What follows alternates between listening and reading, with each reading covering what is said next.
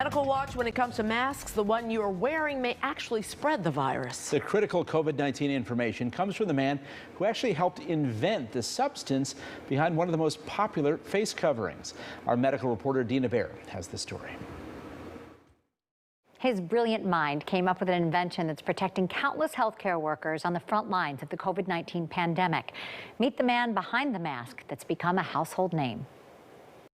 This is not what I expected in the very beginning when I invented this technology. It's been a humbling experience for Dr. Peter Tsai. He invented the electrostatic charged microfiber used for the N95 when he was a materials scientist at the University of Tennessee in the 1990s.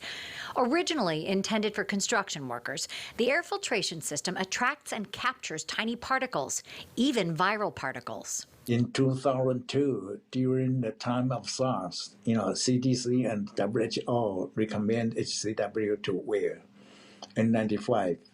To fight against SARS. 2007 bird flu, 2009 swine flu, then after that 2012 MERS.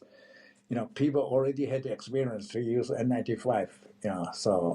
And now pandemic of COVID-19. He retired 2 years ago, but fellow researchers and manufacturers began calling the inventor when the pandemic struck. This devoted scientist could not say no. After my retirement, I tried to get relaxed, but still people from the industries approached me, so I have been still working with them. First, he thought about ways to sterilize the masks so they could be reused, conducting experiments at his home, like this one in his van using a generator to heat the material. If he couldn't run a certain test himself, he called in friends in the business. One night, when I thought about that, I jumped out of the bed and I called my colleague to do the experiment. He's helped out at Oak Ridge National Lab, where scientists are working on ways to ramp up manufacturing. I received a lot of questions, and so I have more work than before my retirement.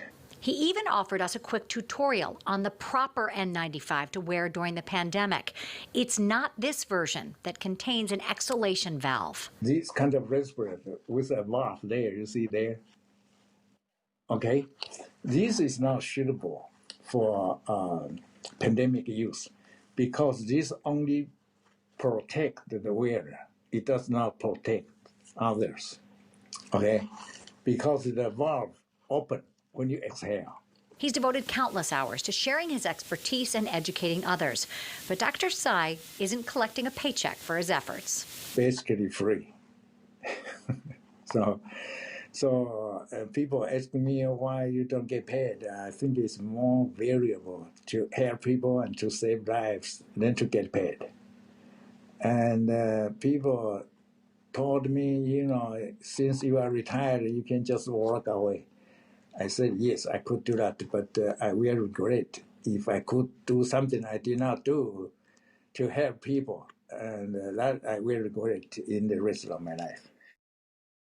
Dr. Tsai says he plans to continue helping out as long as he's needed. Back to you.